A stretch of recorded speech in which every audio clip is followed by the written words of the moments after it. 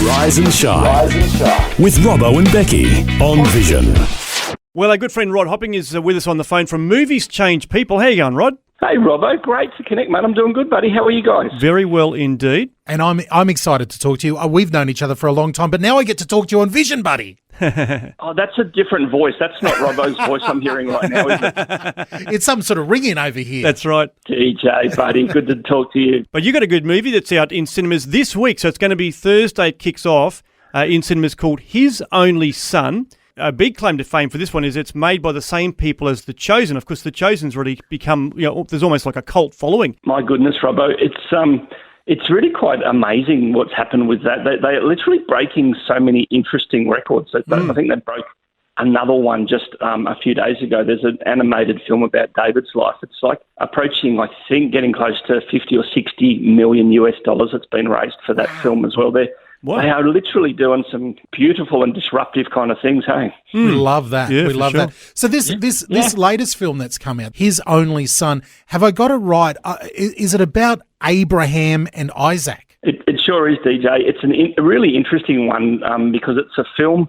I don't think we've ever seen this story on screen before. It's interesting, isn't it, seeing filmmakers tackle some of the Old Testament stories, which I don't think are easy stories to tell. There's a lot of interesting stuff took place in the Old Testament. That's true. That's true. And I guess the reality is, I was thinking about this as I was watching the film. Like, it's a 90-minute film, but if you read the passage where it talks about this, Abraham, God calling him to sacrifice his son, like, you'd have it read in about 6 minutes. So, you know what I mean? Like, there's a fair bit of embellishment, but I think they've really done a good job, of just adding a whole lot of colour to the story. Yeah, I think what I liked most about it, Robbo, was the sense of anguish that you kind of, more than anything, you see Abraham go through. I think when I got excited about it was I saw a headline that The Passion Meets The Chosen was the headline. Wow. Oh, and, okay. Yeah, what's interesting for me is the Passion of the Christ was the very first thing I ever did in this space back in 2004. Yeah. Wow. And the beautiful things that Mel Gibson did, the flashbacks to when Jesus was a little boy and stuff like that. To a degree, I think that they've incorporated some of that stuff here to add a real beautiful but deep human level to what it must be like to be a father that kind of feels like he's heard from God about something that I thought it's an unusual thing to lean into, but isn't it, the story? It sure is, yeah. There's certainly lots of different layers to it, but I think you're right. They've done that well in sort of painting the picture of even the relationship. I thought it was interesting the way that they've developed the relationship with Abraham and Sarah, reinforcing the fact that they've come from a pagan culture and sort of wrestling with, have one true God or can we still pray to rocks and stuff like that? So there's all this sort of stuff that's, layers upon layers, but I think it paints that story well. Yeah, I think that slowness you mentioned, I reckon my take is that it lingers in these moments of anguish. And I think as a parent, it kind of takes you to a place where, Sarah literally doesn't really even know what's happening here, does she? That's right. It's exactly. Like, there's this sense of obedience and Abraham sets this journey up, but then these moments where you linger in their relationship and what it is like to be husband and wife, but to carry a dream that is not being fulfilled. I mean, we've all been there, haven't we? Oh, it's absolutely. like that.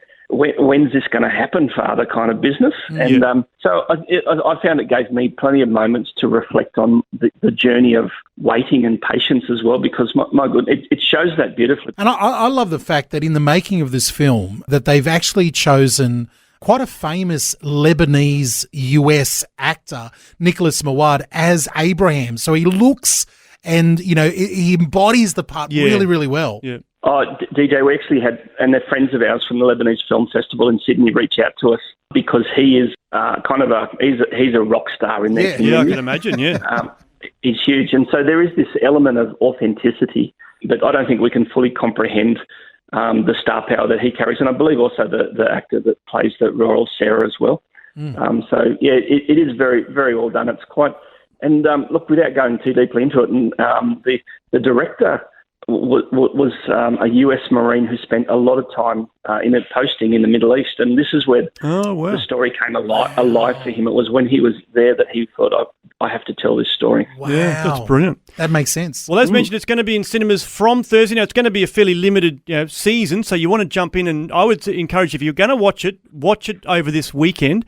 It's called His Only Son, in cinemas this week. And we've got some tickets to give away to see this. So if you want to win a double pass, give us a call on 1-800-316-316. We've got a few double passes to give away to see His Only Son. You can go to hisonlysonmovie.com.au.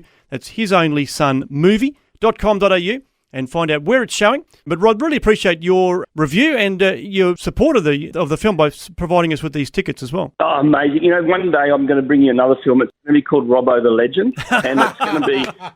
Because you are a legend, Robbo, and I just want to honour you because I know there's change going on there. You're in great hands, I guess, as a station there with the amazing Becci, and DJ is he's just a great guy. But I want to thank you. Your support and encouragement and friendship has meant a lot to us. So thanks, mate. Oh, thanks, Rod. That means a lot.